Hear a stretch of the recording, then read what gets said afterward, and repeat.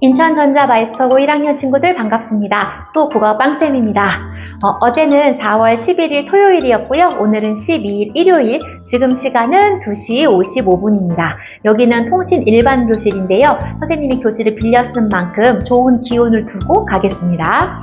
인공 어떤 반 친구는 선생님이 교실을 빌릴 수도 있다고 했더니 물건 없어지면 어떡하냐고 해서 선생님이 너네 반은 절대 쓰지 않겠다라고 얘기했거든요. 선생님이 빌려 쓰는 교실마다 선생님의 좋은 기운을 꼭 두고 가겠습니다. 통신 일반 친구들 국어시험 잘 보기 바랍니다.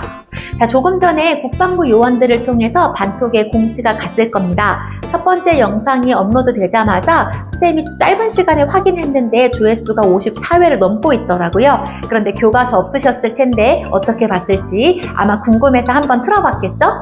자, 영상이 길어서 놀랐을 텐데요. 미안합니다. 첫 번째 영상이 조금 길어졌고요. 두 번째 월요일날 업로드되는 두 번째 영상은 30분 정도예요. 나머지 영상도 선생님이 길이를 적절히 조정할 예정이니 첫 번째 영상 보고 놀라서 포기하지 마시고 이어지는 영상들 잘 시청해주기 바랍니다. 자, 오늘은요 여러분 학습지 꼭 준비하셔야 되거든요. 자, 선생님이 미리 배부한 학습지를 꼭 꺼내시고 지금부터 시험 문제 잡으러 가는 거니까 졸지 마시고 조금 힘을 내서 학습 시작하겠습니다. 자, 학습지를 통해서 우리가 지금부터 학습할 내용은요, 대단원 1번입니다. 우리 앞에서는 대단원 2를 마무리했었죠? 대단원 1 제목부터 한번 볼까요? 네 가지 빛깔로 만나는 문학. 네 가지 빛깔? 이 네 가지라는 거에 의미가 있겠죠? 자, 문학을 중학교 때 꾸준히 배우셨을 겁니다. 그 문학과 네 가지 어떤 관련이 있는지 생각해보면 좋을 텐데요. 밑에 힌트가 있네요. 문학의 갈래에 대한 이론 영상입니다. 여러분, 우리 대단원 1이요. 소단원 네 가지로 되어 있거든요. 서정갈래, 서사갈래, 극갈래, 교술갈래로 되어 있는데요. 우리의 한정된 시간 안에서 각 갈래의 모든 작품을 학습하기는 어렵습니다. 그렇지만 갈래에 대한 이론은 여러분이 알아두셔야 하기 때문에 선생님이 영상을 통해서 네 가지 갈래의 이론을 총 정리해 드릴 거고요. 문학 작품은 그 중에서 서정갈래 하나, 극갈래 하나, 총 2작품을 공부할 겁니다. 자, 그렇지만 이 부분에서 시험 문제 다수 출제되니까 학습지 잘 보셔야 됩니다. 자, 저번 시간에도 안내했다시피 공부를 잘하려면 핵심 키워드를 잡을 수 있어야겠죠? 자, 여러분, 문학의 갈래 이론인데요. 여기서 중요한 키워드 2개 잡아주실래요? 딱 보이시죠? 문학. 그렇죠? 그럼 선생님은 질문할 겁니다. 문학이 뭐죠? 라고 질문할 거니까 머릿속에 답을 떠올리고 계시고요. 두 번째, 갈래입니다. 자, 갈래는 갈라지다라는 뜻이죠? 문학을 어떻게 나눌 수 있는지에 대한 학습이 이번 학습의 포인트인데요. 자, 여러분, 이 학습지에서 시험 문제가 많이 출제됩니다. 집중해서 봐주시고요. 자, 학습지 빵쌤 어떻게 검사하는지 다 아시죠? 괄호 하나하나, 글자 하나하나 스스로 이해하고 풀었는지까지 모두 보고 인어공주 도장 찍을 테니까요. 인생 글씨 쓰면서 지금부터 학습 시작하겠습니다. 여러분, 이 단원은 이렇게 공부했으면 좋겠습니다. 바로 서정, 서사, 극, 교술갈래, 각 특징을 꼭 기억하기. 우리 앞에서 문학의 네 가지 빛깔이라 그랬죠? 아, 그 네 가지 빛깔이 의미하는 것보다 네 가지 갈래를 의미하는구나. 그럼 각 갈래의 특징을 꼭 기억하셔야겠네요. 중학교 때 국어를 열심히 학습했던 친구들은요, 이미 배웠던 내용이기 때문에 편안한 마음으로 보시면 되고요. 중학교 때 듣지 않았던 친구들은 지금부터 공부할 게 많아질 겁니다. 여러분, 후회는 먼 미래에 하는 게 아니거든요. 오늘 이 시간을 그냥 흘려보내면 여러분은 머지않은 시간에 또 이 시간을 잘 보낼 걸 후회하게 될 겁니다. 자, 집중하시고 지금부터 본격적으로 시작하겠습니다. 여러분, 문학하면 뭐가 떠오르세요? 네, 대표적으로 소설, 시 이런 것들 떠오르죠? 여러분은 이미 문학이 뭔지 알고 있다는 겁니다. 그럼 우리가 대표적으로 알고 있는 문학의 종류 중에 소설, 시 이런 것들을 우리는 왜 감상하죠? 재밌으니까요. 그럼 왜 재밌을까요? 그렇죠. 내가 아닌 누군가의 삶과 정서가 들어있죠. 우리는 문학을 통해서 타인의 삶을 대리 경험하는 것에서 재미를 느끼는 겁니다. 자, 이런 식으로 문학이 어떤 의미를 지니고 있는지를 정리하려고 하는데요. 자, 이 내용 학습지에 있으니까요. 지금부터 빈칸 같이 채우셔야 됩니다. 자, 문학이라는 것은 인간의 무엇과 무엇을 무엇으로 표현하는 언어예술. 힌트 하나 드릴게요. 인간. 그리고 언어예술. 자, 문학은 예술입니다. 그럼 문학을 가르치는 국어 선생님들도 예술가라고 할 수 있겠네요. 자, 언어예술이 되려면, 즉 독자들이 감상하려면 우리는 어떻게 표현해야 한다? 그렇죠. 글로 표현하겠죠. 자, 그럼 첫 번째, 여기 세 번째 빈칸은 채울 수 있습니다. 자, 무엇으로 표현하는? 글로 표현하는 언어예술이다. 그럼 무엇을 글로 표현할까요? 앞에 선생님이 살짝 언급했거든요. 우리가 문학을 읽는 이유는 뭐다? 네, 등장인물의 삶과 정서라는 건 마음을 나타내는 겁니다. 앞으로 선생님이 이렇게 하면 정서라고 떠올리시면 되고요. 정서 뒤집으면 어떻게 돼요? 서정갈래, 정서, 다 마음을 다룬다는 뜻입니다. 그래서 문학은 이렇게 정리할 수 있습니다. 문학이란 인간의 삶과 정서를, 감정을, 생각을, 느낌을 무엇으로 표현하는? 글로 표현하는 언어예술이다. 자, 앞으로 선생님이 복도에서 만났을 때 문학이란? 이라고 물으면 여러분은 잠시 생각하고 이렇게 대답해 줄 수 있어야 합니다. 자, 문학이 다루고 있는 주제는 뭘까요? 바로 이 부분이죠. 인간의 삶과 정서를 다룬다. 그럼 표현하는 방법은요? 글로 표현한다. 자, 합쳐볼까요? 문학이란 인간의 삶과 정서를 글로 표현하는 언어예술이다. 그렇다면 여러분의 삶과 정서를 글로 표현하면 여러분도 예술 작가가 될 수 있겠죠. 자, 문학이 뭐라고요? 네, 인간의 삶과 정서를 글로 표현하는 언어예술. 문학의 개념 머릿속에 정리하시고 학습지에도 꼼꼼하게 정리하시고요. 다 이어지는 내용 살펴보겠습니다. 여러분, 우리 이번 단원에서 문학의 갈래를 학습하고 있는 거죠? 자, 갈래라는 거 무슨 뜻일까요? 아, 이런 말 들어봤죠? 이 영화 장르가 뭐야? 이 영화 종류가 뭐야? 공포야? 역사야? 로맨스야? 그런 얘기 들어보셨죠? 이 갈래라는 건 장르를 뜻하는 겁니다. 즉, 문학의 큰 종류들을 물어보는 건데요. 자, 문학의 갈래를 학습지에 정의해놨습니다. 빈칸 같이 채워볼까요? 자, 문학의 종류가 참 다양하잖아요. 다양한 모습으로, 양상, 이런 어려운 단어에 집착하시면 안 됩니다. 다양한 모습으로 존재하는 문학작품을 일정한 이것에 따라 분류했대요. 여러분, 분류, 우리 많이 나오고 있습니다. 분류가 나오면 선생님이 이렇게 나누라고 했던 거 기억나세요? 근데 분류는 어떻게 해야 되는 거죠? 일정한 기준에 따라 나누는 것이 분류입니다. 그럼 빈칸에 어떤 말 들어가야 될지 감 오시죠? 자, 문학의 갈래란 다양한 양상으로 존재하는 문학작품을 일정한 기준에 따라 분류한 것이다. 그런데 그렇게 분류한 것이 크게 몇 가지 있다? 네 가지 있다. 그래서 네 가지 빛깔로 만나는 문학이라는 단원명을 쓴 것입니다.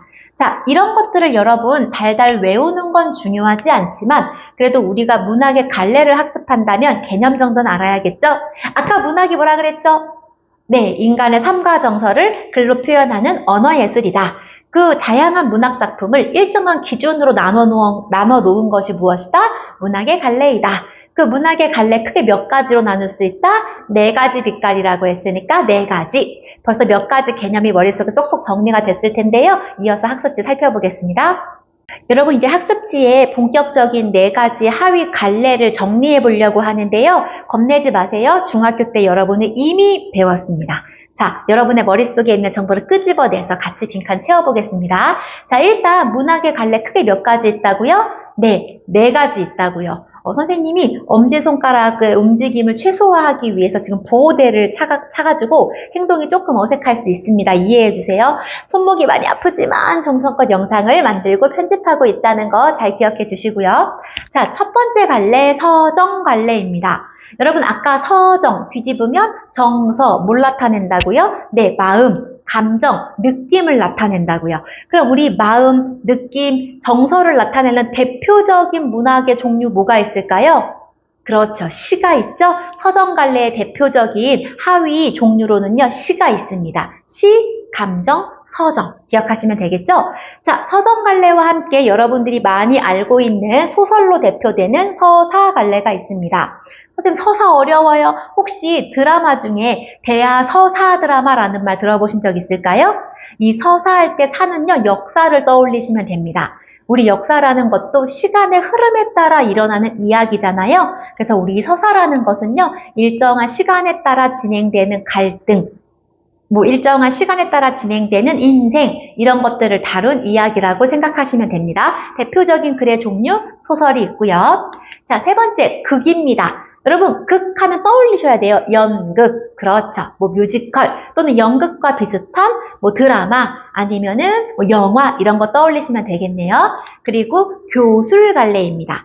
우리 수행평가로 여러분이 수필을 창작할 건데요. 수필이 포함되어 있는 큰 갈래 바로 교술갈래입니다. 그럼 여러분 말이 좀 어렵죠? 교술의 교자는 무슨 뜻일까요?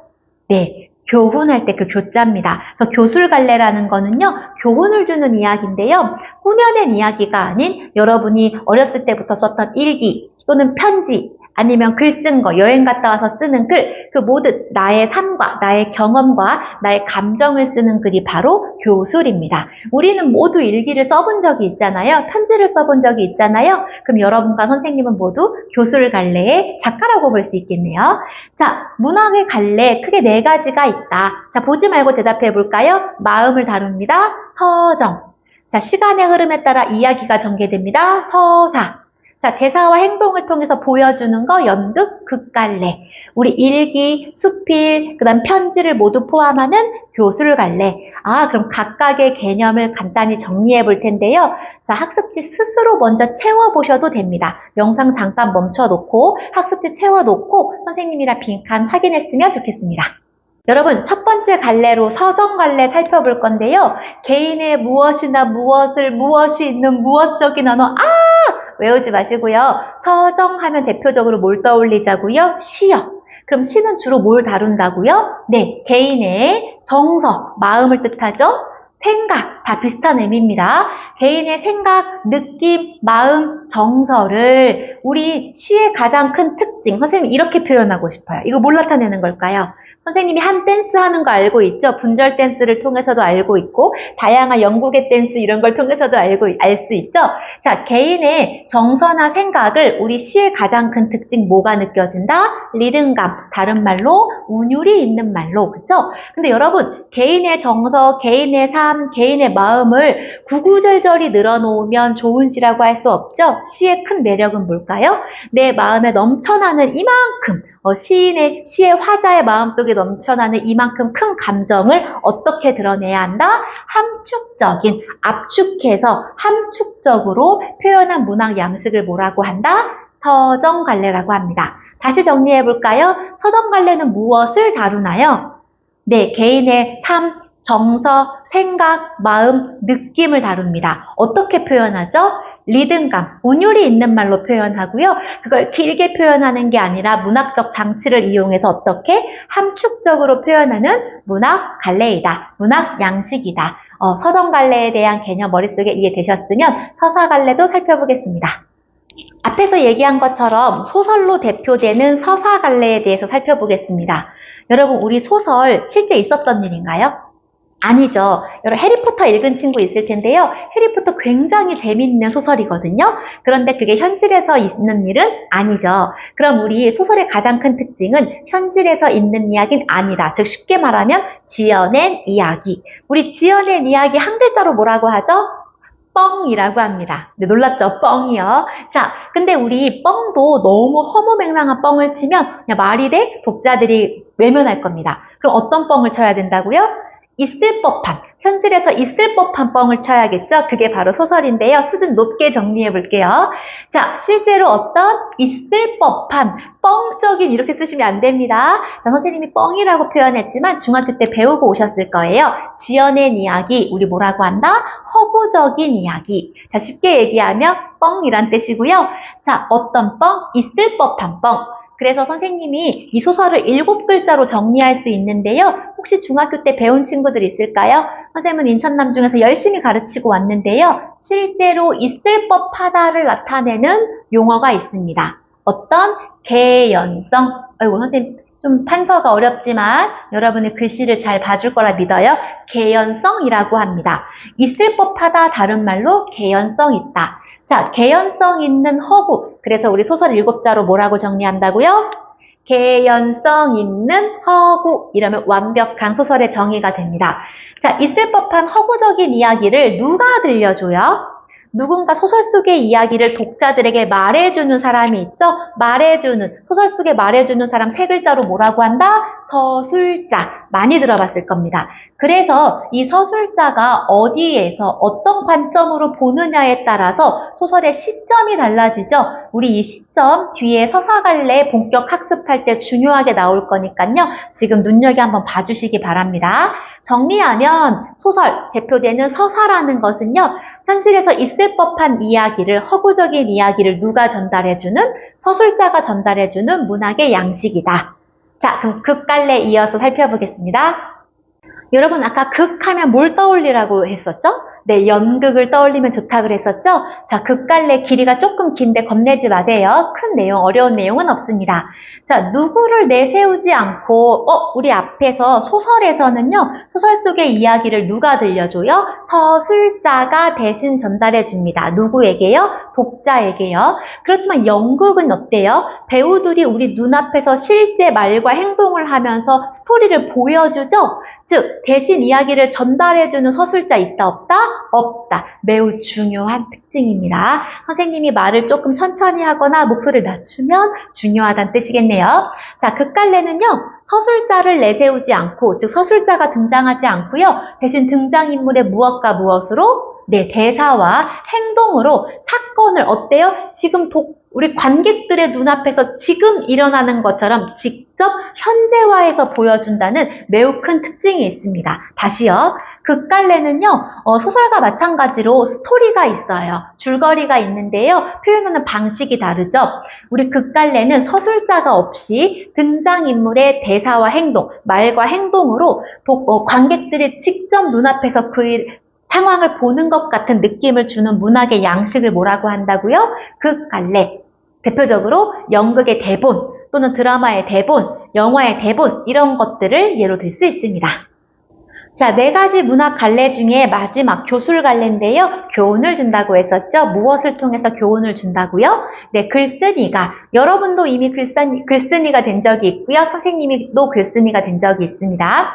자, 글쓴이가 자유롭게 자신의 경험과 또는 삶과 그걸 통한 생각을 표현하는 문학 양식입니다. 대표적으로 일기 또는 편지 그런 걸 뭉뚱그린 수필을 예로 들 수 있는데요. 우리 수필은 보통 어떤 내용을 주제로 하죠?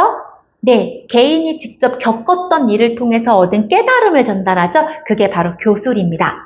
여러분 이거 토시 하나 틀리지 않고 달달달달 외우는 친구들은 바보 멍청입니다. 여러분은 보지 않고도 대답할 수 있거든요. 우리 국어 시간에 여러 번 반복하는 거 알죠? 여러분 대답 굉장히 잘하잖아요. 한번 해볼까요? 자, 문학의 4가지 갈래 뭐가 있다고요? 서정, 마음을 다루는 대표적인 시가 있고요. 그 다음 서사, 시간의 흐름에 따라 서술자를 통한 이야기가 전달되는 서사. 그쵸? 그 다음에 직접 눈앞에서 보여지는 것처럼 서술자 없이 등장인물의 말과 행동을 통해서 보게 되는 극갈래. 그 다음 일기처럼 개인의 경험과 그를 통한 깨달음을 전달하는 교술갈래가 있다. 자, 기본 개념 정리했으면 이제 하나하나 구체적으로 살펴보겠습니다.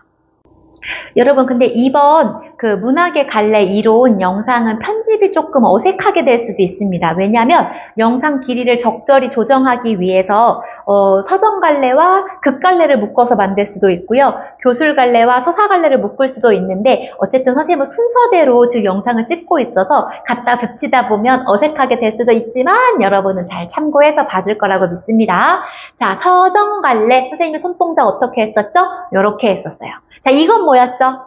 네, 효과적으로 라는 뜻이었고요. 그럼 우리 이거 뭐였다 그랬죠? 이거 요새 배우고 있거든요. 의문이 변한다 할 때 변화를 나타냈었습니다. 다 기억나시죠? 자, 서정이라는 건요, 요거 마음을 다룬다 라고 이야기했습니다.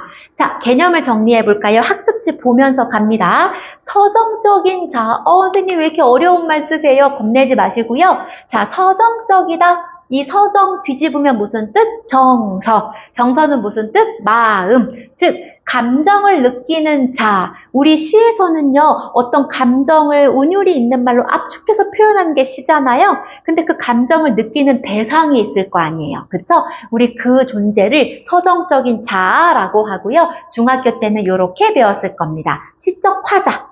우리 소설에서 서술자가 독자들에게 이야기를 전달해 준다면 시에서는 시인이 아니고요. 시인이 만들어낸 가상의 인물, 시적 화자, 다른 말로 서정적인 자아가 자신의 주관적인 시적 화자, 서정적 자아의 주관적인 감정을 함축적이고 운율이 있는 말로 표현한 문학을 뭐라고 한다?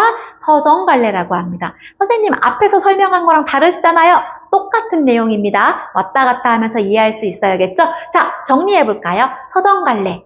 감정을 느끼는 자아, 즉 시적 화자가 시적 화자의 정서를 어떻게 운율이 있는 말로 함축해서 표현하는 문학을 뭐라고 한다?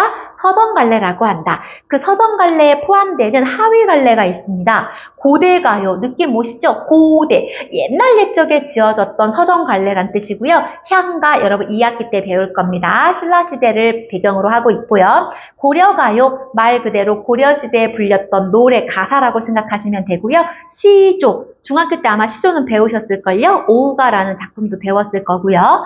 민요, 한시, 현대시. 선생님 이거 외워야 돼요? 아니요. 그렇지만 여러분 서정갈래 하면 대표적으로 뭘 떠올리자? 시.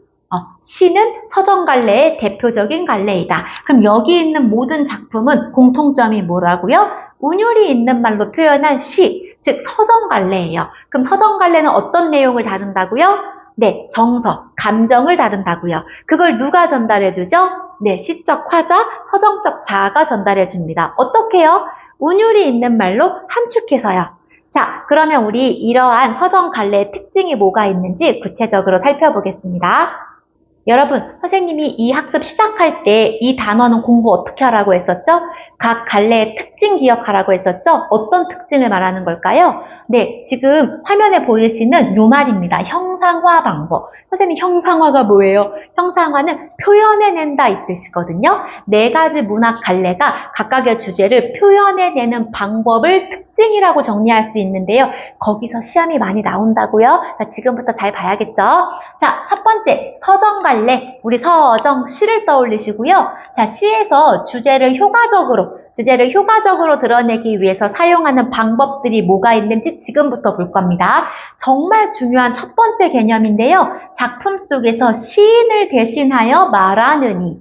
자, 시에서 시인의 목소리를 대변해서 감정을 느끼고 그걸 우리에게 전달해주는 사람, 우리 앞에서 뭐라고 했었죠? 네, 서정적 자아, 조금 쉬운 말로는 시적 화자 또는 시적 자아라고 이야기합니다. 똑같은 말들 여러 개 소개합니다. 서정적 자아, 시적 자아, 시적 화자 전부 뭐하는 사람? 시에서 우리에게 들려주는 주인공이라고 생각하시면 됩니다. 선생님, 시의 주인공은 시인 아니에요? 그렇게 이해하시면 안 되죠? 우리 어린아이의 목소리를 통해서 시의 내용을 전달하는 경우도 있고요. 시인은 여자지만 남자의 목소리를 빌려내는 경우도 있습니다. 왜요?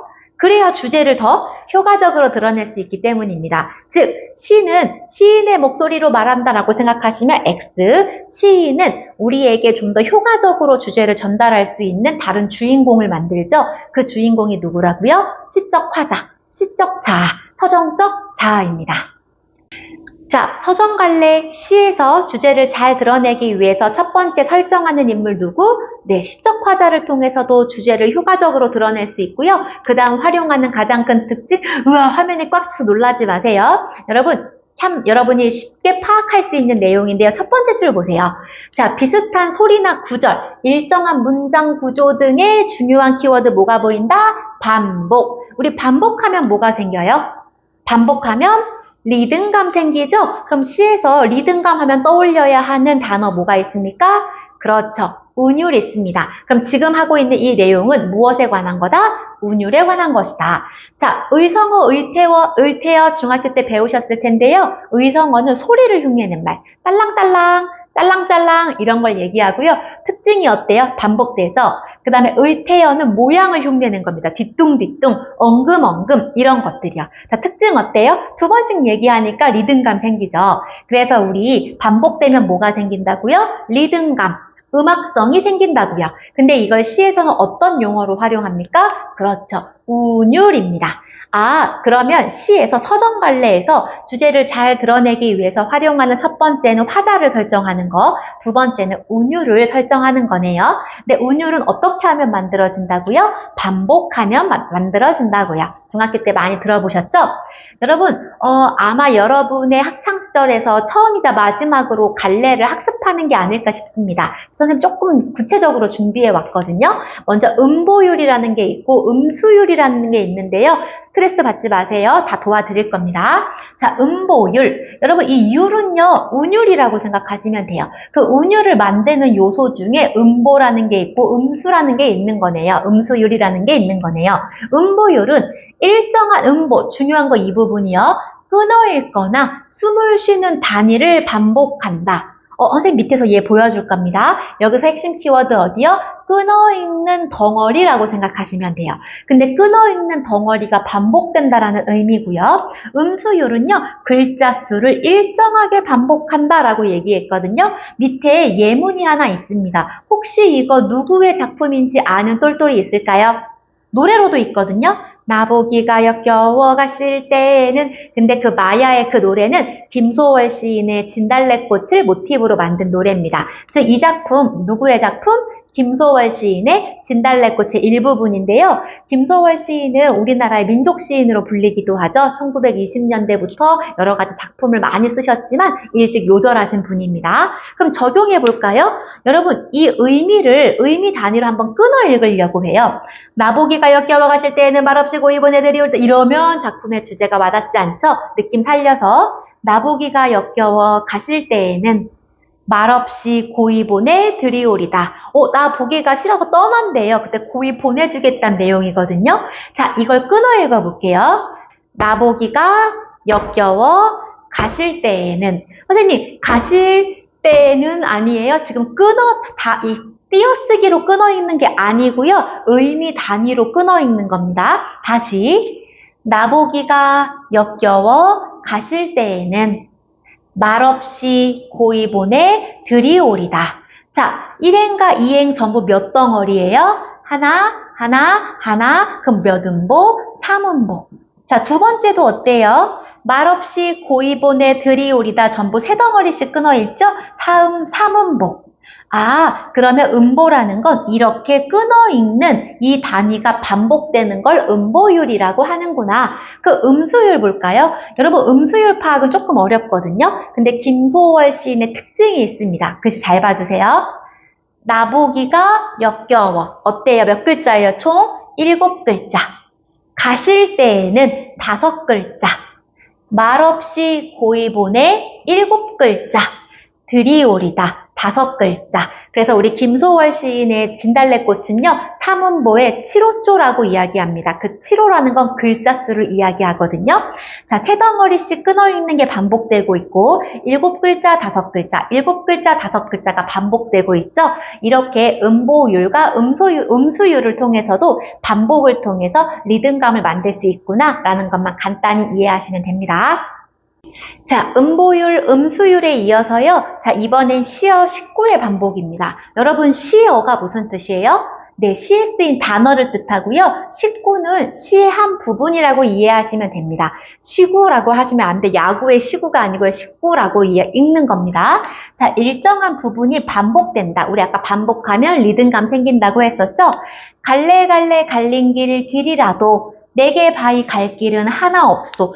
계속해서 나오는 단어와 구절이 있습니다. 갈래갈래. 어때요? 이 부분도 반복되고요. 갈래갈래 갈린 길, 갈갈갈 글자도 반복되고요. 일정한 부분이 반복되거나 일정한 단어가 반복되면 뭐가 생긴다?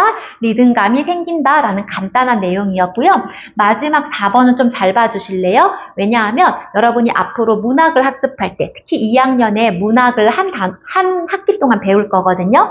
그때도 통사구조라는 말은 나올 수 있기 때문에 이번에 잘 기억해 두십니다.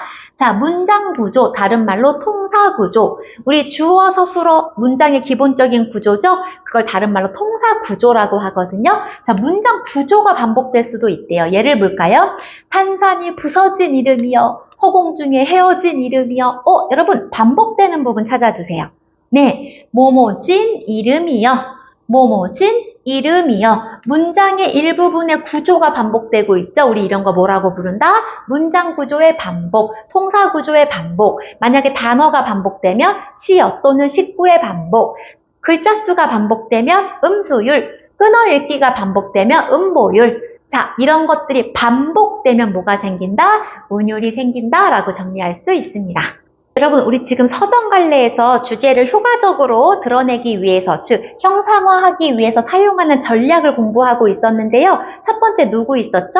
시인이 본인 대신 설정하는 주인공, 시적화자 있었고요. 두 번째 반복되면 생기는 거뭐 운율이 있었습니다. 그리고 여러분 중학교 때 시 많이 배웠을 텐데 그때 중요하게 배웠던 개념 중에 이 내용들이 있을 겁니다. 걱정하지 마세요. 다 이해할 수 있습니다. 자, 추상적인 생각. 여러분, 추상적이다의 반대말이 구체적이라고 생각하시면 돼요. 우리 추상적이라는 건요, 막연하게 떠오르는, 여러분, 우정이 뭐예요? 우정, 친구 사이에 주고받는 여러분 머릿속에 떠오르는 것들 있죠? 구체화할 순 없지만 우리가 알고 있는, 생각 속에 있는, 관념 속에 있는 것들을 추상이라고 합니다. 추상적인 생각이나 감정을 중요한 부분 이 부분이네요. 구체적이고 감각적으로. 감각하면 5개 감각 떠올라야 되죠. 첫 번째 눈으로 보는 시각, 귀로 듣는 청각, 냄새로 맡는 후각, 맛을 봅니다. 미각. 그 다음 또 뭐가 있어요? 만져지죠? 촉각. 그때 그 각자가 감각이란 뜻이거든요. 그래서 우리 시에서는요, 우리 보통 생각이나 정서를 다룬다고 했잖아요. 매우 추상적이에요. 근데 그걸 독자들이 같이 느끼게 하려면 매우 구체적이고 감각적으로 드러낼 수 있어야겠죠? 예를 들면 시각을 사용한다든지 청각, 후각, 미각, 촉각 및 공감각적 심상. 중학교 때 반드시 배우고 왔을 겁니다. 어떤 거요? 공감각적 심상. 먼저 심상부터 선생님이 빈칸 채워드립니다. 자, 이 중에 시험에 많이 출제되는 거 공감각적 심상입니다. 이거 발음할 때 공감각적 심상하면 잘 안 돼요. 공감각적 심상인데요. 여러분이 기본 심상은 잘 이해하더라고요. 예를 들면 노란 꽃이 피었어. 노란 꽃 어떤 심상? 네, 시각적 심상이죠. 그 다음 또 뭐가 있을까요? 달콤한 사탕? 그러면 이건 후각일 거고요. 여러분이 기본적인 5가지 감각은 잘 알고 있는데요. 우리 문학에서 좀 심도 있게 다뤄지는 건 공감각적 심상이니까 간단히 살펴볼게요. 우리 교과서에도 해당되는 부분이 있으니까 잘 보셔야 됩니다. 자, 공감각적 심상인데요. 한 종류의 감각을 다른 종류의 감각으로 옮긴대요. 아, 조금 어렵다. 그쵸? 한 종류의 감각을 다른 종류의 감각으로 옮겨가요. 즉, 뭐 한다? 전이시킨다. 여러분, 우리 병이 옮는 건 감염된다고 했죠? 감염이라고 하죠? 심상이 다른 심상으로 옮겨가는 거 전이된다라고 하거든요. 즉, 공감각적 심상이라는 건 감각의 전이가 일어나면 공감각적 심상이라고 합니다. 예를 들면 노란 꽃, 그냥 보일 뿐이에요. 그건 시각입니다. 근데 우리 공감각적 심상은 어떤 것들이 있는지 선생님이 제시한 예를 보고 살펴보겠습니다. 자, 향기로운 님의 말소리. 향기로운 님의 말소리. 선생님이 정말 좋아하는 한용운 스님이자 시인의 작품의 일부분인데요. 향기로운 님의 말소리. 여러분, 여기서 핵심은 향기로운 걸까요? 님의 말소리일까요? 자, 지금 시적화자가 말하고자 하는 건 어떤 게 더 중요할까요? 그렇죠. 말소리가 주인공이겠죠? 그럼 말소리에 세모 표시하는 겁니다. 그럼 말소리라는 거는 무슨 감각이에요? 말소리. 그렇죠. 얘는 청각입니다. 청각. 잘 안 보이면 화면 확대해서 보셔야 됩니다. 선생님이 손이 불편해서 글씨를 잘 못 써서 미안해요. 근데 그냥 님의 말소리 이러면 청각적 심상인데 그 청각을 뭐라고 표현했어요? 향기롭다고 표현했죠? 즉 청각이 무엇으로? 향기라고 하는 향기 코로 맞는 거죠? 후각으로 전이가 됐습니다. 감각의 전이가 일어났으니까 이거 무슨 심상? 공감각적 심상. 근데 무엇이 무엇으로 전이됐어요? 네, 청각이 무엇으로? 후각으로. 청각의 후각화. 우리 화 이거 의문의 변동할 때 배웠죠? 닮아간다란 뜻입니다. 말소리라고 하는 청각을 향기롭다고 표현함으로써 후각화했다. 우리 이렇게 감각의 전이가 일어나는 거 공감각적 심상. 그럼 여러분 밑에 분수처럼 흩어지는 푸른 종소리는 잠깐 영상 멈추고 여러분이 스스로 해본 다음에 확인하면 어떨까요? 자, 여러분이 작성한 답과 선생님이 제시하는 내용이 일치하길 바랍니다. 분수처럼 흩어지는 푸른 종소리, 공감각적 심상하면 대표적으로 언급되는 시의 한 부분인데요. 여러분, 여기서 핵심은 뭘까요?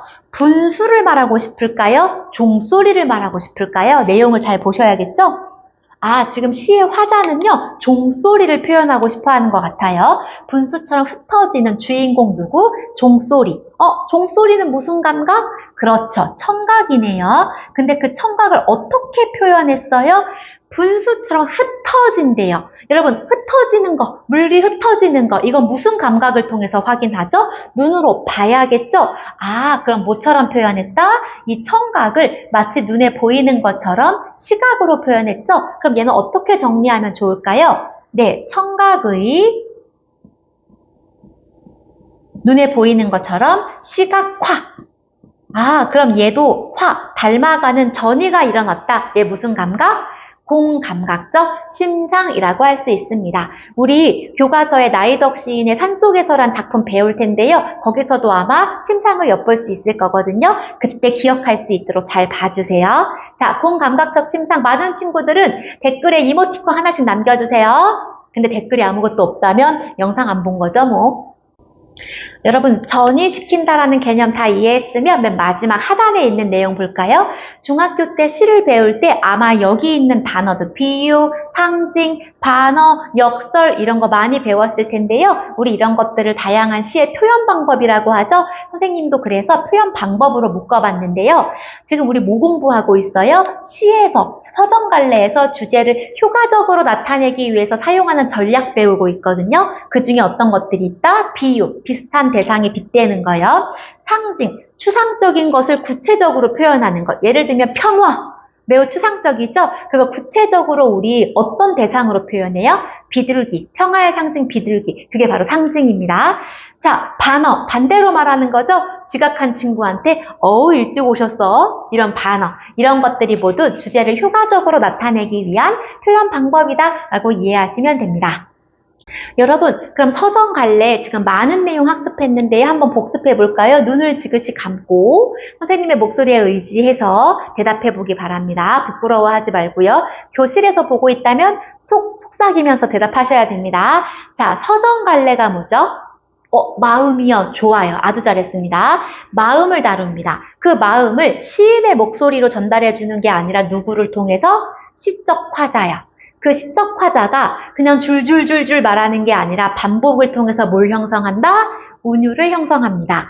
그리고 어쩌면 추상적이고 막연한 감정을 구체적이고 감각적으로 느낄 수 있게 표현하는 것, 심상. 그 중에서 하나의 감각이 다른 감각으로 전이되면 공감각적 심상.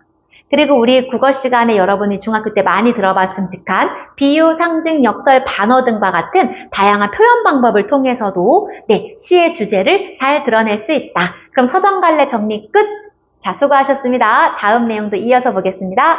자, 벌써 세 번째 문장 선물이네요. 선생님이 또 애용하는 나이스진의 이모티콘을 하나 소개하고요. 오늘 여러분께 선생님이 드리고 싶은 문장은 바로 이것입니다. 자, 온 인류를 사랑하는 것은 쉬운 일이다. 그러나 내 곁에 이웃 한 사람을 사랑하는 것은 너무나 어려운 일이다. 우리 밖에서는 대외적으로 굉장히 좋은 사람들이 많아요. 그런데 정작 내 옆에 친구, 가족, 스스로에게는 굉장히 가혹하고 냉정한 사람들 많이 있거든요. 선생님은 이 사회가 아름다워지려면 자기 자신부터 사랑하고 내 주변 사람들, 내 친구, 내 가족 중에 소외당하는 사람은 없는지를 살펴보고 나서 온 인류를 사랑하게 된다고 생각합니다. 선생님을 만난 이상 올해는 스스로를 사랑하고 내 친구도 사랑하고 우리 선생님도 사랑하고 우리 부모님도 사랑하고 우리 할머니도 사랑하면서 점차 사랑의 범위를 넓혀나가는 성숙한 여러분이 되기를 바랍니다. 오늘도 고생하셨습니다. 안녕.